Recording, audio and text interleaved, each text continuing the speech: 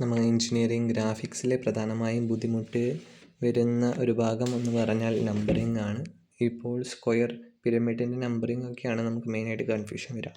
അതൊക്കെ നമുക്ക് ഒരു സിമ്പിളായിട്ട് നമുക്ക് ലോജിക്ക് വെച്ച് മനസ്സിലാക്കാം. അത് നമുക്കൊരു തിങ്കിങ് ഉണ്ടായാൽ തീരാവുന്ന ഒരു പ്രശ്നമാണ് നമുക്ക് നമ്പറിങ്ങിൻ്റെ കാര്യങ്ങളിലൊക്കെ. അപ്പോൾ നമുക്ക് ഈ ഒരു ക്വസ്റ്റ്യൻ വായിച്ച് ഞാൻ സമയം കളയുന്നില്ല. ഈ ഒരു ക്വസ്റ്റ്യനിൽ ഏറ്റവും അവസാനത്തെ ഒരു ഭാഗമാണ് നമുക്ക് ഒരു കൺഫ്യൂഷൻ അല്ലെങ്കിൽ വരുത്തുന്നത്. ആ ഒരു വാക്കാണ് നമ്മുടെ ഈ ഒരു ക്വസ്റ്റ്യൻ ആൻസർ ചെയ്യാനുള്ള ഒരു കീ പോയിൻ്റ്. അത് ക്വസ്റ്റ്യനിൽ തന്നെയുണ്ട്. നമുക്ക് എവിടെ നിന്ന് വരച്ച് തുടങ്ങാം എന്നുള്ള കൺഫ്യൂഷൻ തീർക്കാൻ വേണ്ടിയിട്ട് അവർ ക്വസ്റ്റ്യനിൽ തന്നെ ഒരു ഹിൻഡ് തന്നിട്ടുണ്ട്. Resting on HP on base എന്ന് പറഞ്ഞാൽ നമ്മൾ ഒരു സ്ക്വയർ പിരമിഡ്, എൻ്റെ കയ്യിൽ സ്ക്വയർ പിരമിഡ് ഇപ്പോൾ എൻ്റെ കയ്യിലില്ല, അതുകൊണ്ട് നിങ്ങൾ ഇതൊരു സ്ക്വയർ പിരമിഡിൻ്റെ ബേസായിട്ട് ഇമാജിൻ ചെയ്യാം. ഈ ഒരു 4 പോയിൻറ്റിൽ നിന്നും കോർണേഴ്സിൽ നിന്നും ഓരോ ലൈൻസ് വന്ന് ഒരു പോയിൻറ്റിലേക്ക് ജോയിൻ ചെയ്യുന്നതാണ് സ്ക്വയർ പിരമിഡ്. ഇപ്പോൾ നമുക്ക് ഈ ഒരു ക്വസ്റ്റ്യനിൽ പറഞ്ഞിരിക്കുന്നത് resting on HP on base എന്ന് പറഞ്ഞാൽ അതിൻ്റെ ബേസ് റെസ്റ്റ് ചെയ്യുന്നത് HP-യിലാണ്. HP-യിൽ എന്ന് പറഞ്ഞാൽ നമുക്ക് സ്റ്റാർട്ട് ചെയ്യേണ്ടത് XYയുടെ താഴെയാണ്. എന്ന് പറഞ്ഞാൽ ടോപ്പ് വ്യൂവിൽ നിന്നാണ് നമ്മൾ സ്റ്റാർട്ട് ചെയ്യേണ്ടത്. അപ്പോൾ നമ്മൾ ടോപ്പ് വ്യൂവിൽ ഈ ഒരു സ്ക്വയർ പിരമിഡ് വയ്ക്കുമ്പോൾ ഇങ്ങനെയാണ് നമ്മൾ 3Dയിൽ നമ്മൾ വയ്ക്കുക. നിങ്ങൾ ഇവിടെ ലൈൻസ് ഉണ്ട്.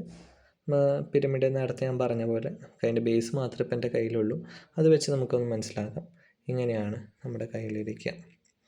അപ്പോൾ ഈ ഒരു സംഭവം നേരെ ഞാൻ എൻ്റെ പുസ്തകത്തേക്ക് അതേ ഷേപ്പിൽ തന്നെ വെച്ചു. ഇങ്ങനെയാണ് വരാം എന്നത് അതേപോലെ നമ്മൾ വെച്ചു. ആ സെയിം സംഭവം തന്നെയാണ് നമ്മൾ ഇവിടെ അടിയിൽ XYയുടെ അടിയിൽ വരയ്ക്കുന്നത്. കൺഫ്യൂഷൻ മാറിയോ? അപ്പോൾ എന്തുകൊണ്ടാണ് നിങ്ങൾക്കൊരിപ്പോൾ സംശയം വരും, എന്തുകൊണ്ടാണ് നമ്മൾ ഡയഗണൽ വരച്ചിരിക്കുന്നത്? ഡയഗണൽ വരയ്ക്കാൻ കാരണം നമ്മൾക്ക് ഇവിടെ നിന്ന് നോക്കുമ്പോൾ ഇതിൻ്റെ 4 കോർണേഴ്സും കാണുവാൻ സാധിക്കും ഒരു പർട്ടിക്കുലർ പോയിൻറ്റിൽ. അപ്പോൾ അതുകൊണ്ട് കാണുവാൻ സാധിക്കുന്നത് കൊണ്ടാണ് നമ്മൾ ഡയഗണൽ വരച്ചിരിക്കുന്നത്. ഇനി അതേപോലെ തന്നെ നമ്മൾ ഈ ഒരു സംഭവം ഇവിടെ 1' 4' എന്ന് പറയുന്നതിന് പകരം എന്തുകൊണ്ട് 4' 1' എന്ന് വന്നുകൂടാ എന്ന് ചിലവർക്കൊക്കെ സംശയം വരാം. സംശയം മിക്ക ആൾക്കാർക്കും ഉണ്ടാവും. എന്തുകൊണ്ട് അങ്ങനെ വന്നില്ല? നമ്മൾ ഒരു ബേസ് ഇവിടെ നിന്ന് വെച്ചു. ഇവിടെ നിന്ന് നമ്മൾ ഇപ്പോൾ 3Dയിൽ നമ്മൾ നോക്കുമ്പോൾ ഈ ഒരു പോയിൻ്റ് കഴിഞ്ഞിട്ടാണ് ഇപ്പുറത്തെ ഒരു പോയിൻ്റ് നമുക്ക് കാണുവാൻ സാധിക്കുള്ളൂ.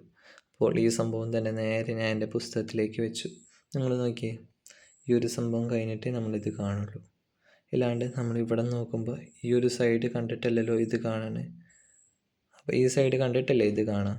അതുകൊണ്ടാണ് 1' 4' എന്ന് എഴുതിയത്. ഡാഷ് റെപ്രസെൻ്റ് ചെയ്യുന്നത് ഫ്രണ്ട് വ്യൂവിനെയാണ്, ഡാഷ് ഇല്ലാത്തത് ടോപ്പ് വ്യൂ.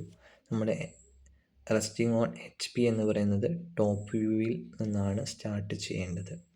നമുക്ക് ഒരു കൺഫ്യൂഷൻ മാറി എന്ന് ഞാൻ വിചാരിക്കുന്നു. നമുക്കിതേപോലെ തന്നെ റെസ്റ്റിംഗ് ഓൺ VPയുടെ ഒരു ക്വസ്റ്റ്യൻ നമുക്കൊന്ന് ചെയ്ത് നോക്കാം. മനസ്സിലാക്കാൻ ഞാൻ ക്വസ്റ്റ്യൻ വായിച്ച് സമയം കളയുന്നില്ല, അല്ലെങ്കിൽ വീഡിയോ വളരെ ലെങ്തി ആയിരിക്കും. ക്വസ്റ്റ്യൻ ഇതാണ്.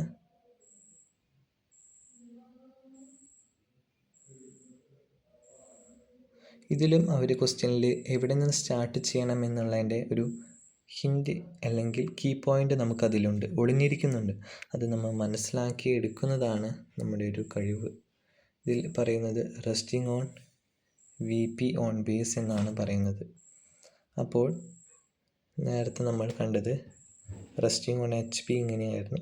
പക്ഷേ ഈ ഒരു ചോദ്യം റെസ്റ്റിംഗ് ഓൺ VP എന്നതാണ്. റെസ്റ്റിംഗ് ഓൺ VP എന്ന് പറയുമ്പോൾ ഇങ്ങനെയാണ് വരിക.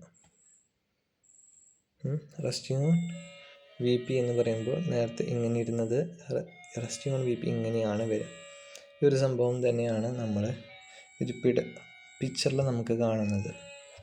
ഈ ഒരു സംഭവം ഇങ്ങനെ തന്നെയാണ്. അത് നമ്മൾ 3Dയിൽ ഇങ്ങനെ വയ്ക്കും. ഓൺ VP എന്ന് പറയുമ്പോൾ നമുക്ക് ബുക്കിൽ 3D പറ്റാത്തത് കൊണ്ട് നമ്മൾ ഇങ്ങനെ വരയ്ക്കുന്നു എന്ന് മാത്രം. നമുക്കും ഇതിലൊരു കൺഫ്യൂഷൻ ഉണ്ടായേക്കാം. എന്തുകൊണ്ട് 4,1 എന്ന് പറയുന്നതിന് പകരം 1,4 എന്ന് വന്നു എന്നത്. അത് നമുക്ക് ഇപ്പോൾ ആ കൺഫ്യൂഷൻ മാറാം. നമ്മൾ ഇങ്ങനെയാണ് വയ്ക്കുക. അപ്പോൾ നമ്മൾ നോക്കുമ്പോൾ ഇവിടെ നിന്നാണ് നോക്കി വരിക. അപ്പോൾ നമുക്ക് ഈ ഒരു കറസ്പോണ്ടിങ് പോയിൻ്റ് നമ്മുടെ ഈ പിക്ചറിൽ 4 ആണ് കിടക്കുന്നത്. അതിന് താഴെ കറസ്പോണ്ടിങ് ആയിട്ട് 1, ഇത് 4ഉം അതിന് താഴെ 1. അപ്പോൾ നമ്മൾ മീതെ നിന്ന് നോക്കുമ്പോൾ 4 കണ്ടതിന് ശേഷം മാത്രമേ നമ്മൾ ഈ 1 കാണുകയുള്ളൂ. അല്ലാണ്ട് ഇവിടെ നിന്നല്ല നമ്മൾ ഇവിടേക്ക് കാണുക.